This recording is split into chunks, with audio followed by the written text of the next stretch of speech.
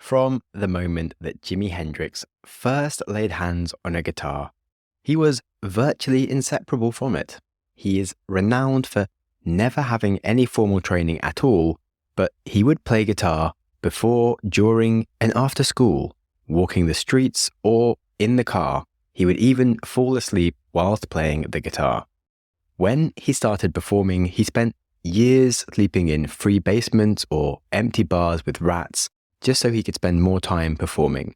And he eventually became one of the most famous artists of the 20th century due to his amazing talent. But what unites him with stars like Serena Williams or Michael Jordan or even Leonardo da Vinci, or how about the best heart surgeons on the planet? Yes, I know it's obvious, the incredible abilities of their motor cortex, the rather sexy part of the brain that is most responsible for movement. And what's really cool here is there's no evidence that any of these brilliant movers from history may have had even slightly bigger than normal motor cortexes. In fact, they were completely average sized, just well trained and maintained. So, whether you are interested in art, sport, music, acting, or woodwork, a well-tuned motor cortex is essential. And I'm also very fascinated by the link between physicality and mentality and how physical capabilities can be linked to our mental capabilities. So, hello and welcome to the Growth Mindset podcast, where we'll be learning about all of that, as well as things like what causes disruptions to our motor cortex functions and reflexes from things like diseases and drug use, and how can we maintain the best motor cortex function through our whole life. And yes, this topic may sound like neuroscience, which it is, but growth mindset has a big relationship with things like excellence in sports, music, or arts, and there are lots of lessons behind deliberate practice that will make a ton of sense if you know how the motor cortex region of the brain actually works in a practical way. So stay tuned. If you like dogs or animals, you might not enjoy the next bit around how the motor cortex was discovered. It was in fact found way back in 1870 by Fritsch and Hitzig, who removed parts of the skulls of dogs and then electrically stimulated different bits of the brain. They were very surprised to find that with a jolt of electricity on one side of the brain, you could make muscles contract on the other side of the body. And they must have been some really weird people to visit for Christmas. Anyway, the first detailed experiments in humans were in fact done completely voluntarily by epilepsy sufferers who were having brain surgery, and they let the scientist Wilder Penfield or Wilder Penfield, I don't know, either way I've got it wrong, these epilepsy sufferers let him just have a fiddle about whilst he was all up in their brain anyway, which is nuts. And he would genuinely just stimulate different parts of their brain and ask the awake, that's right, the awake patient, what they felt in different parts of their body. And if that sounds like a rogue and ridiculous experiment, well, Wilder Penfield managed to be the first person to accurately map all of our motor neurons by 1948, and he was able to draw the famous homunculus man based on those experiments. And that's truly incredible, and laid the foundation for modern neuroscience as we know it, and the relationship between neuroscience and behavior. So, if you are ever asked to contribute to medical research, just be grateful it's not someone fiddling about inside your brain. What a time we live in to be alive. Right, so let's just fill in some more detail of exactly what the motor cortex is and what it does. It has 3 areas with slightly different roles. The primary motor cortex is the doer, or perhaps more accurately, the messenger. It's the part that actually fires the neural impulses that control the execution of movement, and that will go down any of the motor neurons in the body. Let's consider an analogy where we have a house to build.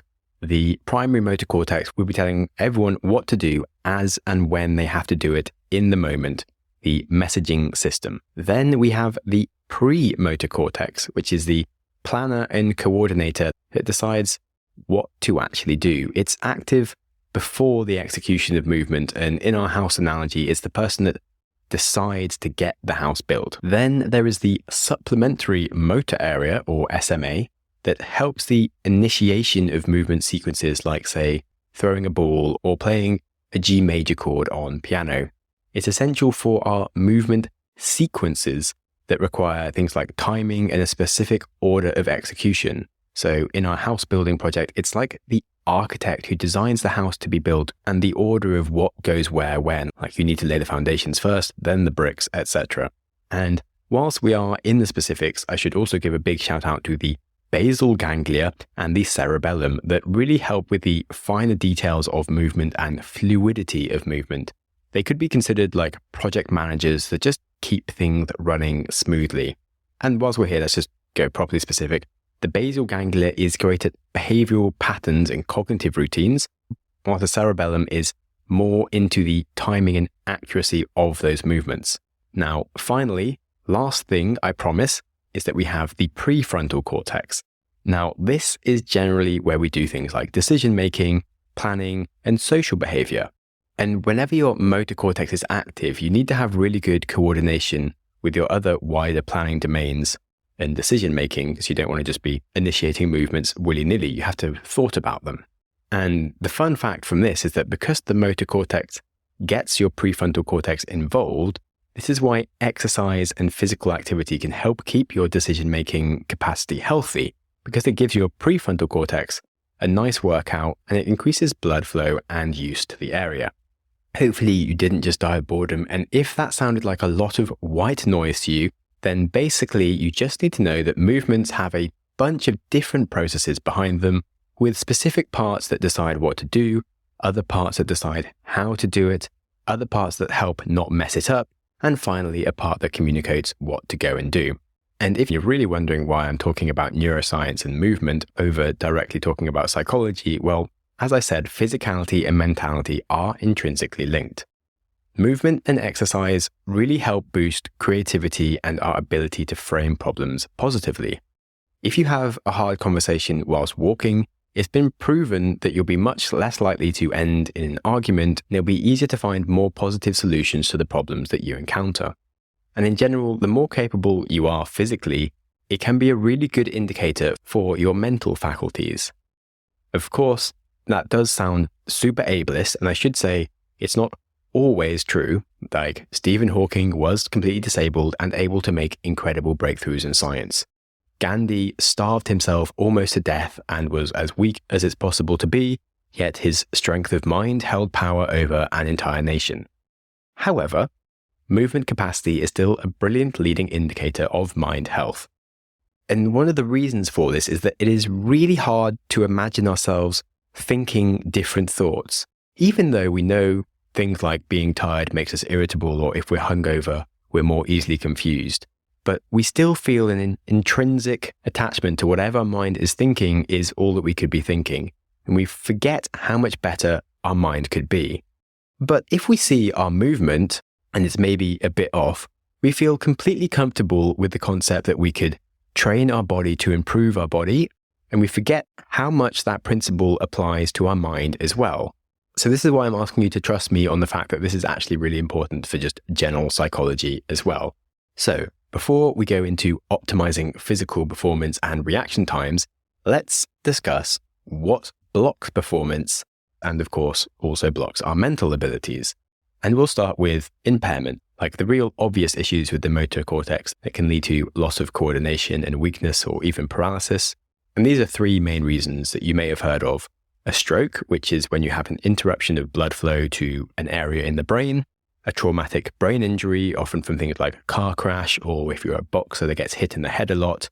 And then there is neurodegenerative diseases, conditions like ALS or multiple sclerosis that progressively damage your motor neurons. Now, none of these things are fun in the slightest, and there is sadly no cure for ALS or multiple sclerosis. And it's also unlikely to make 100% recovery from a brain injury or a stroke. But physical rehab or even electrical stimulation like transcranial magnetic stimulation can genuinely help the brain find new pathways to control movement by leveraging the brain's plasticity. In terms of what actually happens during physical rehab, it will start with an initial assessment of where you're at and goal setting, and then a lot of motor skills and strength exercises to practice different movements, however basic or advanced they might be, to get your coordination back.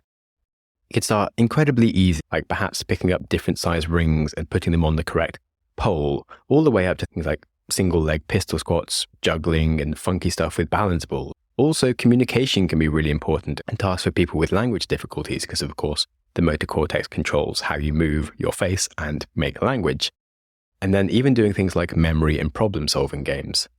Now, at this point, it might not sound that relevant to you, but I think it's interesting that if you do have any problem, it can be relearned as an adult.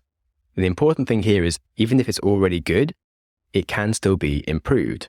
For a different example, my partner is Portuguese and perfectly fluent in English. She can read books in English, she can talk to me for hours, but she became a language translator and suddenly found that there's a whole another set of levels of excellence she could push herself to further.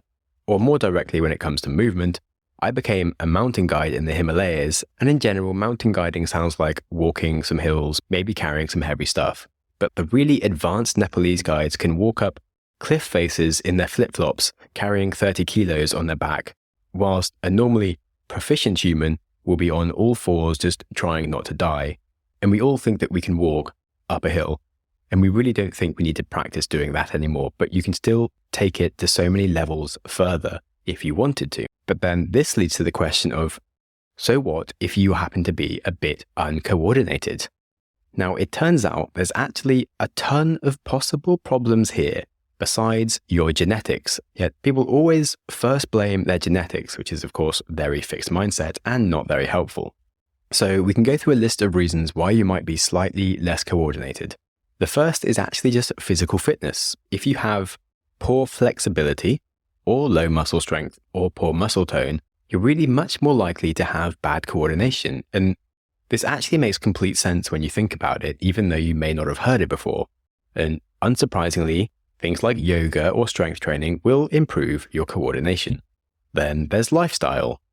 Bad sleep significantly reduces your coordination. Also, just having an inactive lifestyle is actually quite detrimental.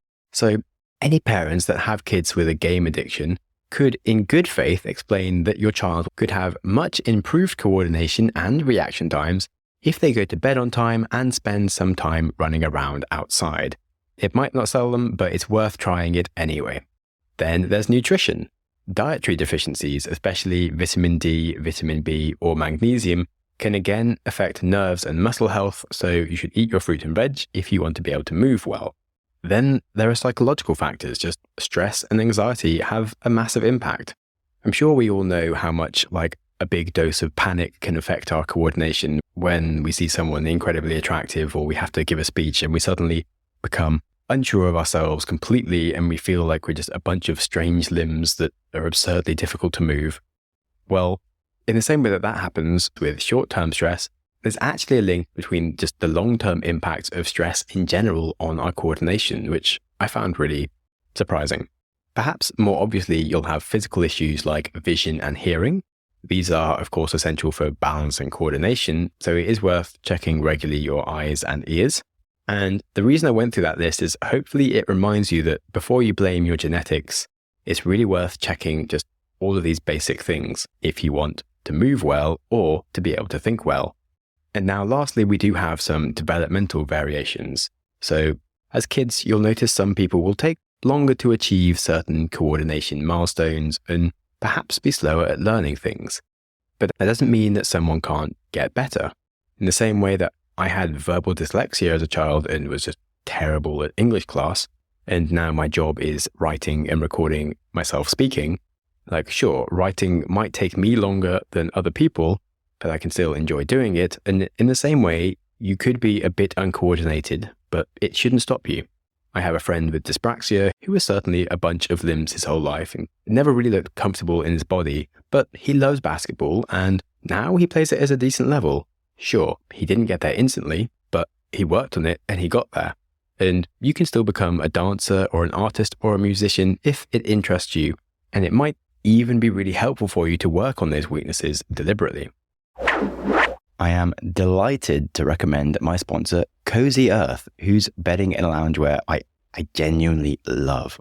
It's made from high quality viscose from bamboo, and it gets softer with every wash. It was voted as Oprah's favorite things several years in a row, and it's because their bed sheets are so damn incredible. Their collection also includes some divine loungewear for your home or travel. They have cute little tote bags to carry your gear anywhere. So whether you are exploring through a journey of personal growth or discovering new parts of the world, you can nestle up under starry skies with the softness of Cozy Earth's loungewear. So pack your bags, venture on, and visit cozyearth.com today and use code GROWTH at checkout for an exclusive 35% off. And let Cozy Earth be your travel companion on the road to adventurous growth. cozyearth.com and use code GROWTH at checkout. Now, having gone through all of those things, we should really highlight the importance of drugs as well, because this is another thing that we might not expect has such huge impacts on us.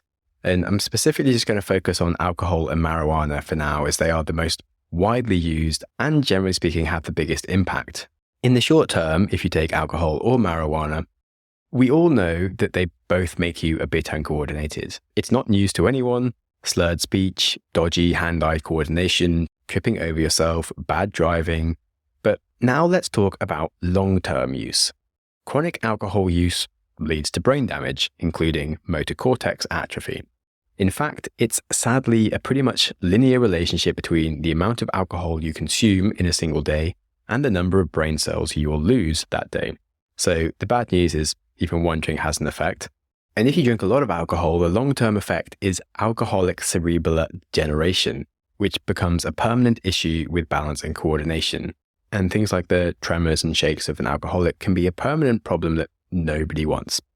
Then when it comes to marijuana, it can usually be less severe, but can still result in some pretty noticeable loss of movement ability and slower reaction times.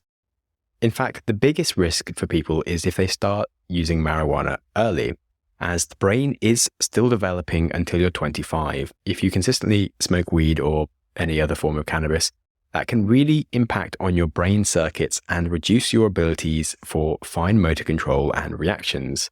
So a weed habit is kind of bad for anyone, but a young person who is serious about sport really shouldn't be going anywhere near it. Sorry. The good news is, as we've learned with Rehab, the brain still does have some plasticity if you push it. The first thing when it comes to recovery from either alcohol or weed-related issues is, of course, to stop using them. Again, sorry. Then when it comes to physically rehabbing yourself, you should definitely try a range of different exercises to stimulate your brain in different ways. And it can be super beneficial to try and learn an entirely new skill, an instrument or dance or a sport like skating, surfing, tennis, soccer, even actually learning a new language that gets your mouth to do weird stuff, or singing.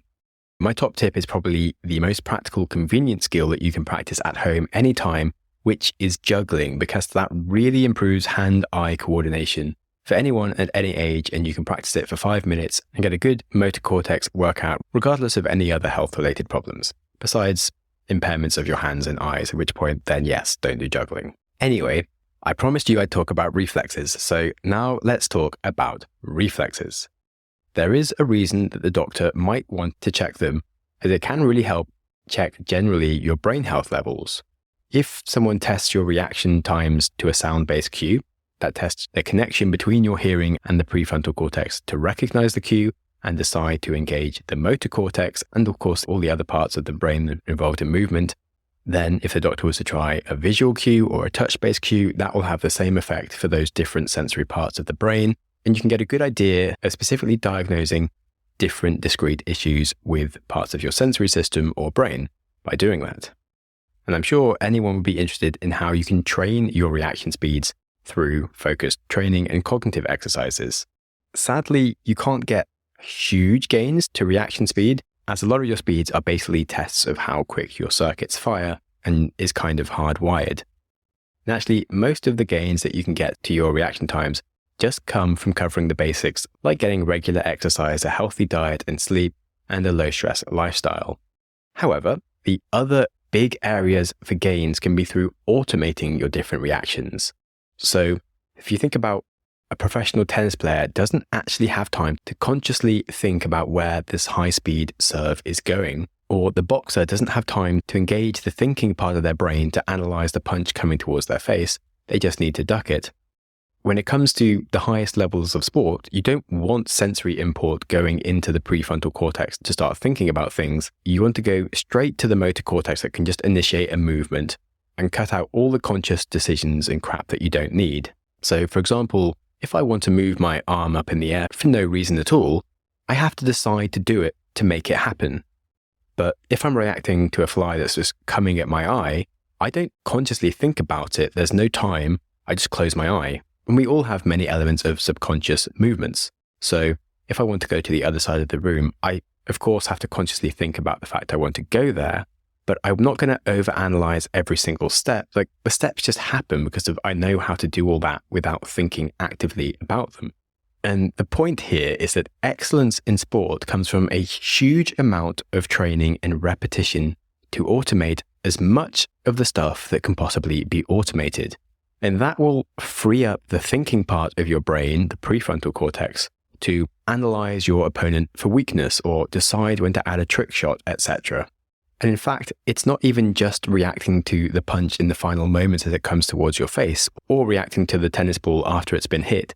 A professional will subconsciously be analyzing everything about their opponent's movements leading up to the moment where the ball starts moving. A professional will know what's coming, and that's how they can react so fast, even though they don't have to think about it. And essentially what I'm talking about here when it comes to these reactions is muscle memory, although it's actually not your muscles remembering, it's your motor cortex. But because you're not engaging your conscious part of your brain, it kind of doesn't feel like it's your brain, which is why it got the term muscle memory. And muscle memory is why someone who's played the same song on guitar a lot can play the first few chords and just play the rest of them in a row, or why a 70-year-old karate master can still beat the hell out of you even though their actual reaction pathways and physical strength might be lacking, but they have so much inbuilt memory and processing that just happens on automation that they'll understand every move before it happens. So the boring and obvious lesson that we get from this is that you should do lots of training. The 10,000 hour rule has a reason. And it also highlights the importance of breaking things down into isolated movements if you want to do deliberate practice, and then slowly building these things up into movement sequences. It's not just working on your backhand, it's working on a slow, then a backhand dealing with like crazy fast serves, and then finally it's a good fast backhand whilst you're in the process of falling over, and yet you'll still be ready to sprint to the other side of the court in time for the return, etc. If you can break up different skills and isolate them, you can automate them and then add them into sequences of automated different things that can all happen together. And that's how you become a professional that can do all these crazy things on autopilot. Now, like me, you might be wondering if there are reactions that don't require your brain at all. Well, there are. If you put your hand on a really hot stove, it is a waste of time to try and engage the decision part of your brain, or to even train your motor cortex to try and operate without you. Instead, your spine has enough processing power within it to move your hand away from a source of pain instantly, which is a really cool feature of the body. To see if your body can do this well, a common test that doctors use is the knee-jerk patella test, where a doctor will use a small object to hit your knee, and your spinal cord will drive the reaction all by itself. And it can be surprising if you're the person having it done to you, because you'll see your knee moving involuntarily at about the same time that the pain actually arrives in your brain. Sadly though, you can't train your spinal cord to react to a punch coming your way, or pretty much anything that nature didn't hard-code into it. And it's really only pain related, because if it's a movement that requires you to see it, that's a pathway from your eyes that need to go into your brain before it can then get worked out. Your eyes don't have a direct link to your spinal cord. But still, it's incredible to think that in the same way that you or I can walk on autopilot, every single famous athlete or musician in history had basically been able to do all of the core bits of their skill that we admire of them so much. They've been able to do all those things pretty much on complete autopilot. I just think that helps add a little extra appreciation and empathy to how amazing they are. And there's a great quote from the Navy SEALs, which is actually stolen from the Greek philosopher Archilochus, and that is that under pressure, we don't rise to the occasion, but we rather sink to the level of our training. And the take home here is that you can really push your body to do cool things by practice. And hopefully this section added a bit more color into how the brain and motor cortex works without sounding like a textbook, and also highlighted how conscious and subconscious thought works. And if I've done my job correctly, it might have inspired you to feel a bit more in control of your outcomes, both physically and in life, and to perhaps adopt more of a growth mindset. Because I think that chat on reaction times really highlighted that you can improve both your physical and mental capabilities.